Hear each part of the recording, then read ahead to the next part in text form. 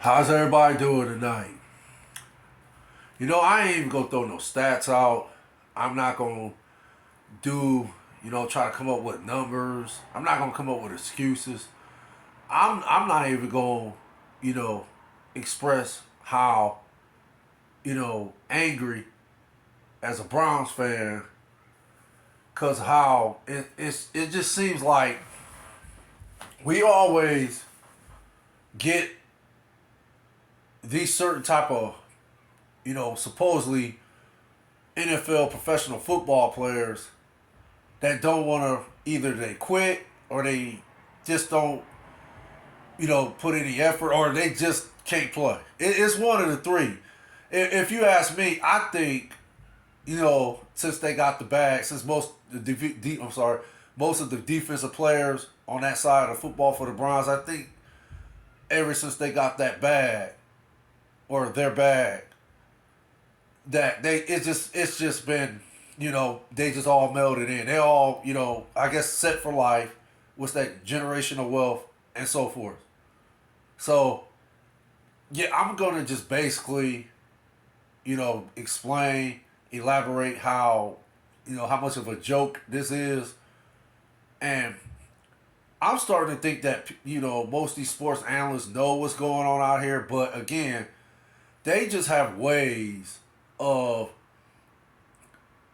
explaining things and, you know, basically articulating, these big words that they know how to, acclimate with their sentences and their segments and their, the way they express the facts and analytical numbers, which y'all know I can't stand analytical numbers. I'm like, that's how much I don't like analytical numbers or analytics. That's how much I don't like it.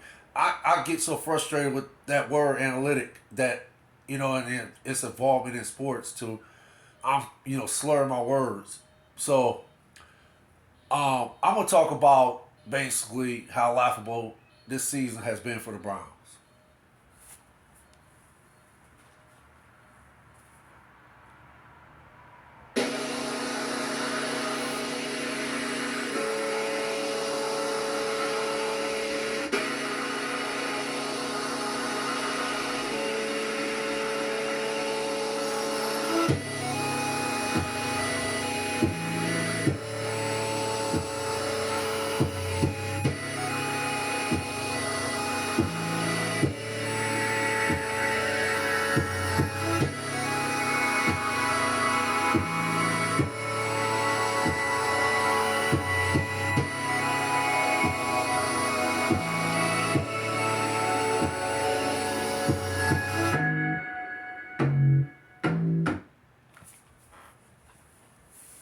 All right, I'm back. Basically, for me, it's kind of like, I mean, it's kind of a joke, and I say that because for me, I think the Browns, and again, I think it's because everybody got paid. I really think, well, I'm sorry, not every, but most of the players on the Browns, defensive side of football, I think, once they got paid, they just, figured they have arrived. They don't have to work as hard now. They don't have to put in that extra effort, that 110% effort, and so forth.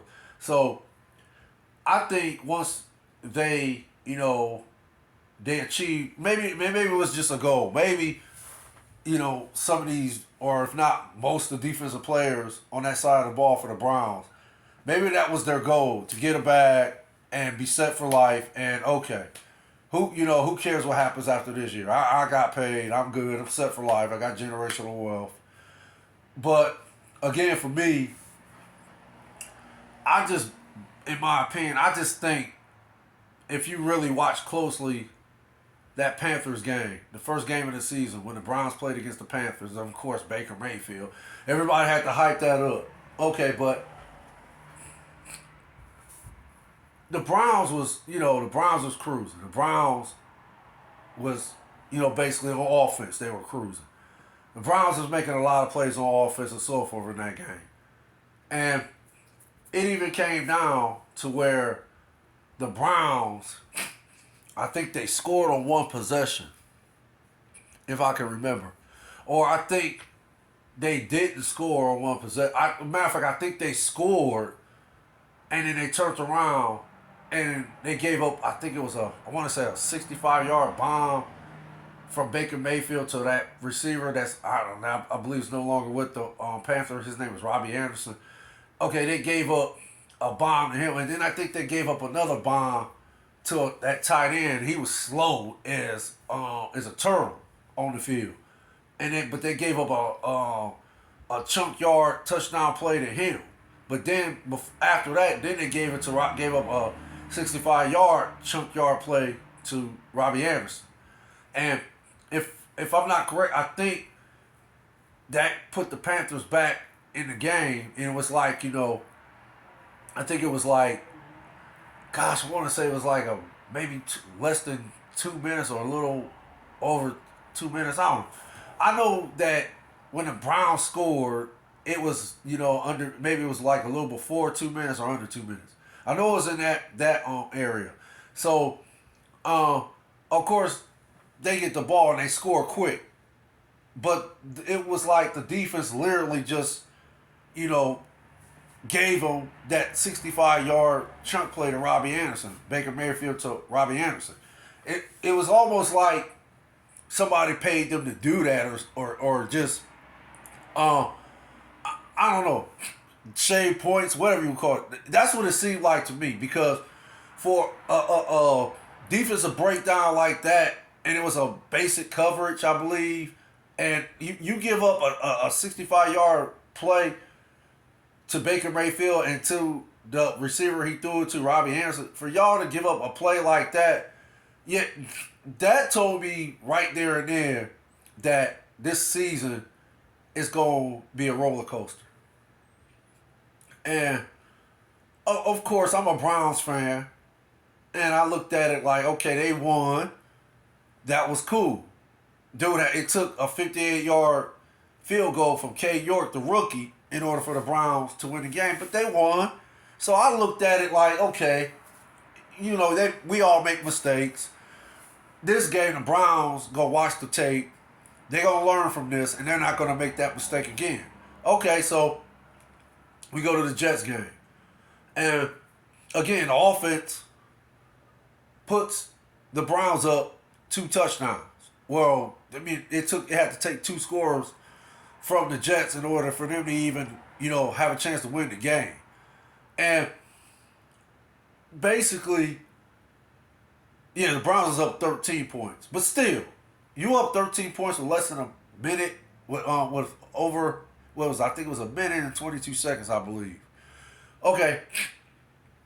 Or maybe it was like, little before 2 minutes, or, in that 2-minute span area. But the Browns immediately gave up another, I believe, it was a chunk play. And the guy that Joe Flacco threw the ball to, he was also a slow receiver. Like, he didn't have no speed or nothing like that. And he was literally wide open. So, again, everybody, most of the Browns fan is in awe of what's going on. They're looking at this and can't believe that happened. But okay, the Browns still up 7 points. So, of course, the Browns, they get on offense and, they got to punt the ball. Okay, so they punt the ball, and then this time, the defense literally let Flacco drive down the field, and they get the, I believe, a game-winning touchdown. Or was it? Yeah, it was the game-winning touchdown. And I think that was the game-winning touchdown. Man.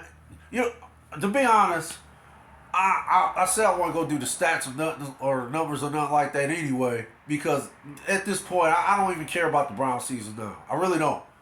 I stopped watching these dudes after that second game of the season. But, of course, Joe Flacco leads the team down the field, and they end up winning the game.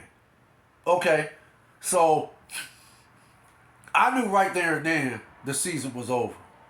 And I knew it was over because of that. It was the lack of effort. It was a lack of the will to win, motivation.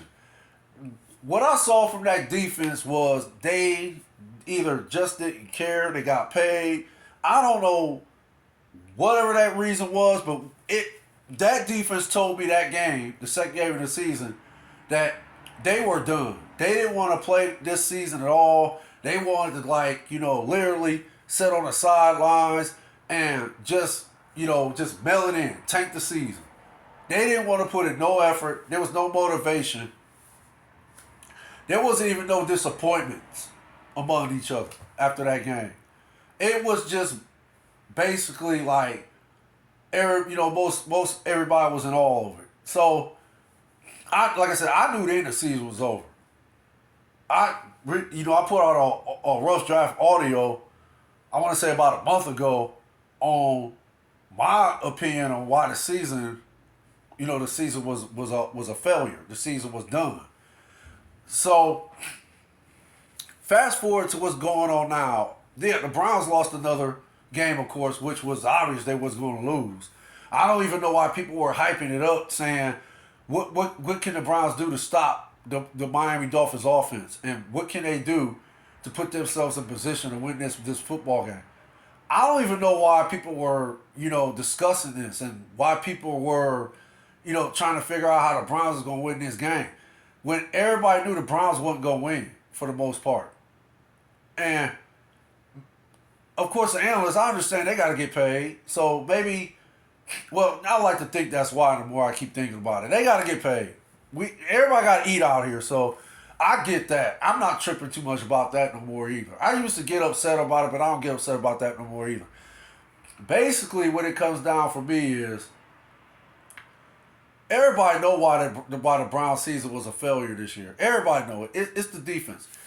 They need to quit blaming Kevin Stefanski and anybody else on that offensive side of the ball. It's only so much you can do. You can't coach effort and you can't coach motivation. You can't coach heart either. You also can't coach intellect on the field.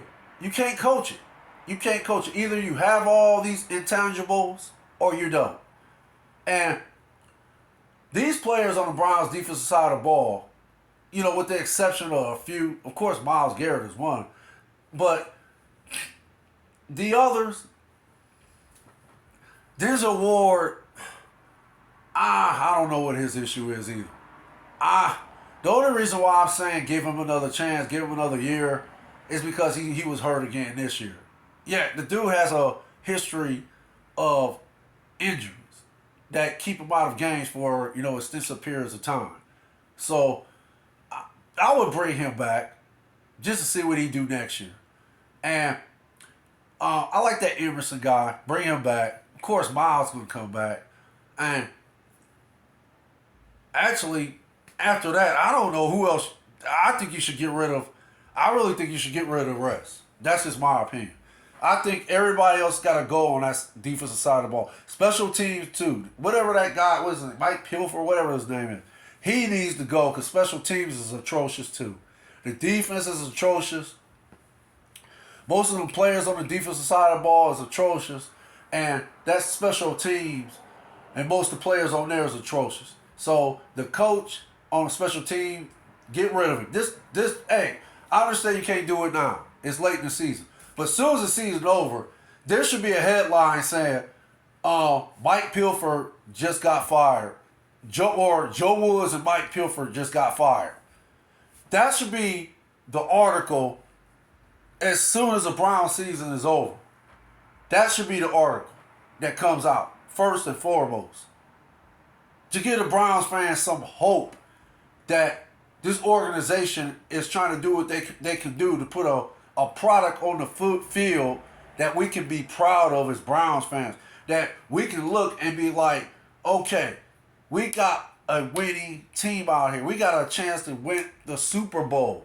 Because these players we got on our team, they're going to always bring 110%. They always going to fight. They always going to get out there and put the best effort possible and put themselves in position to win the game. I believe in Stefanski. I'm sorry. I think Kevin Stefanski is the coach. I still think that Kevin Stefanski is the coach for the Cleveland Browns. I really think that if giving him a realistic chance next year with Deshaun Watson, I think people will finally see what I'm seeing with Stefanski. There's only so much he can do this year. Kevin Stefanski probably is, looking at this and saying, what do y'all want me to do? Okay, I can't fire nobody. Okay, yeah, I can yell, scream, and okay, or I could tell Joe Woods to bench some of those dudes that's not putting no effort on the field and put in somebody that's going to at least play. I can go the Bill Belichick route, but the question is, will it work here? If I was to institute something like that, will it work here with these players? So Stefanski probably is looking at this season the way I looked at it, in the way, people who, watch the game and not just a fan of the game, but just watch it. And like I said, fuck the analytical numbers. People who don't look to analytical numbers to help them think on how to do X's and O's. I'm talking about people who know the sport, who play the sport and know the sport in and out. So I like to think that Stefanski is looking at this situation and just basically saying, my hands are tied. There's nothing I can do. I mean, all I can do is, do what I got to do on the offensive side of the ball, which, for me, Stefanski is doing not a great job, but a good job. He's doing an adequate job for me to put the Browns in position to win these football games. But what am I going to do on the defensive side of the ball? There's nothing I can do about that. There's nothing I can do about it.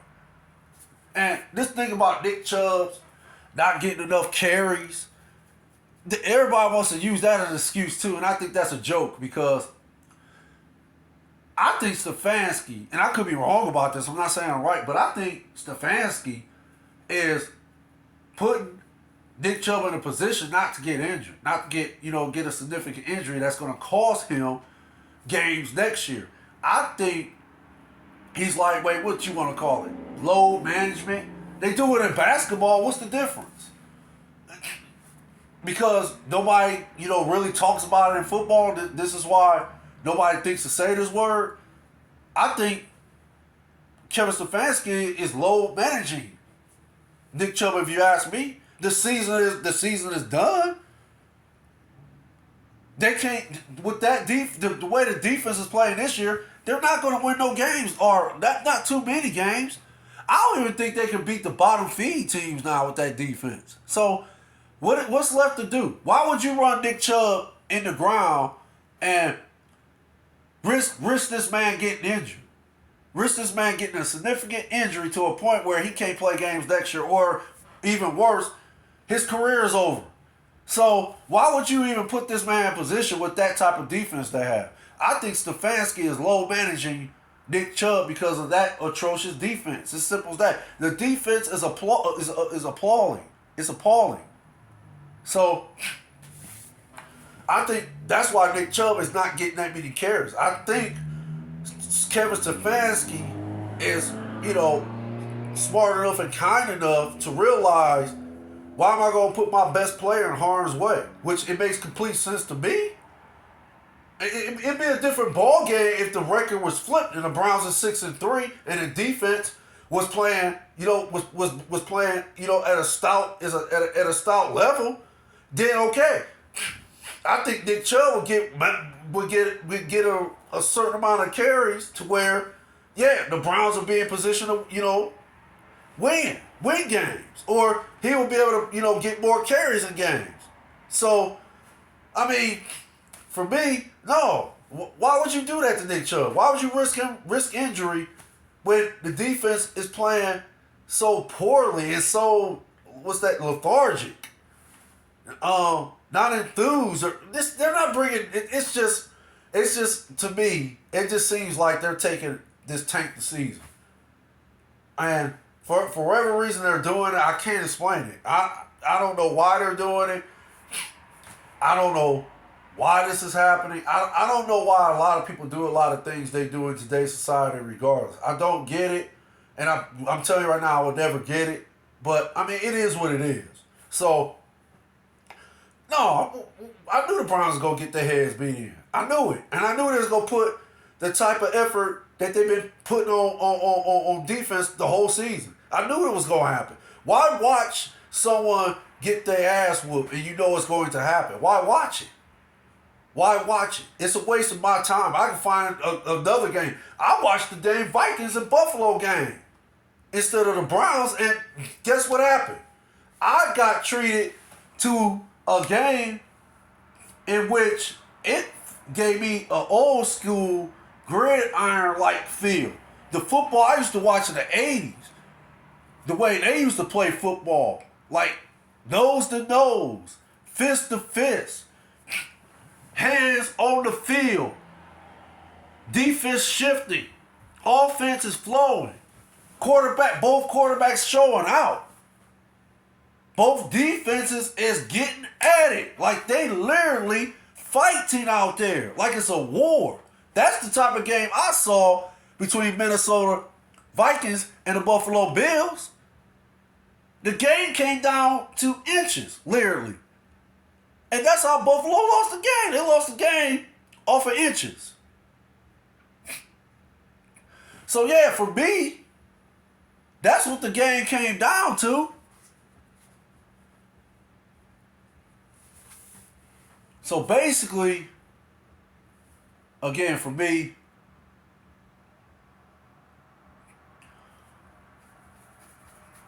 I look at it, and I'm sorry. No. Minnesota lost. Buffalo won. Matter of fact, I gotta look at that. I'm sorry. I apologize. I like to say Minnesota won, but but I'm so hyped up about talking about the game, it just slipped my mind. But I think Minnesota won the game. But like I said, I'm not trying to do the statistics thing anyway. I'm just trying to make a point as far as why I don't care about the Browns season this year, why I'm not throwing any numbers or giving y'all reasons why they're, not a good football team this year. And they're not a good football team because of the defense. It's always been the defense. It's been the defense since the first game of the season, actually. So, it's been the defense. And I like to think they're going to correct this problem next year because they're going to get Watson back. And how many games the Browns got? The Browns have played 9 games, so after they get whooped on by Buffalo this week, then Tampa Bay gonna whoop them too. So they're gonna get whooped. Those two teams, the other two teams they're gonna lose to. So Watson will be back. So about the only thing we gonna get from Watson is, so he get out there and play and get his rhythm back, get his timing and everything back. That's what it's gonna be by the time he come back. I like to think the Browns will be, what are they, 3-6? They'll be 3-8 by the time Watson comes back. So I like to think what's gonna happen with Watson is he just gonna play the season out just to get his legs back, get his rhythm and timing back. And then next year, I would like to think, like I said, I like to think Andrew Berry and the rest of the decision-making guys in the organization, I like to think they're going to come together and they're going to make the obvious decision to fire Woods and that Mike Pilfer guy. And then we're going to have to just basically stall over on the defensive side of the ball. We got to get some players in here that want to play and know how to play football. That's all. This ain't no rocket scientist type of problem to figure out. The problem is looking at you in your face. It's like looking in the mirror, looking at your reflection in the mirror. The problem is looking at everybody in the face, and it's the defense. It's not the offense. Stop blaming Stefanski. Stop blaming everybody on the other side of that ball, the offensive side of that ball. They're not the problem. They never was the problem. The problem was defense this year, and it's been a problem since the first game of the season. So I like to think once Andrew Berry and the rest of the decision-making people in the organization come together, I like to think this time they're going to make the right decisions and get rid of Woods and Mike Pilfer. And then after that, I like to think they're going to make the proper decisions after that to get some players in here that's going to bring effort and go bring motivation and bring heart and bring intellect. And they're going to bring all that on the defensive side of the ball. I like to think that next year we're going to see a different type of defense. I don't think we're going to see a defense like this because just like I said, the problem is staring everybody in the face. The problem is defense, and the problem is these players just simply mailed it in. For whatever reason they mailed it in, they have mailed it in since the first game of the season. Thank you for y'all's time. Y'all have a blessed one. Stay safe out there. One love to all. Facts from the Ghost. DJ Lottie Dottie. Later.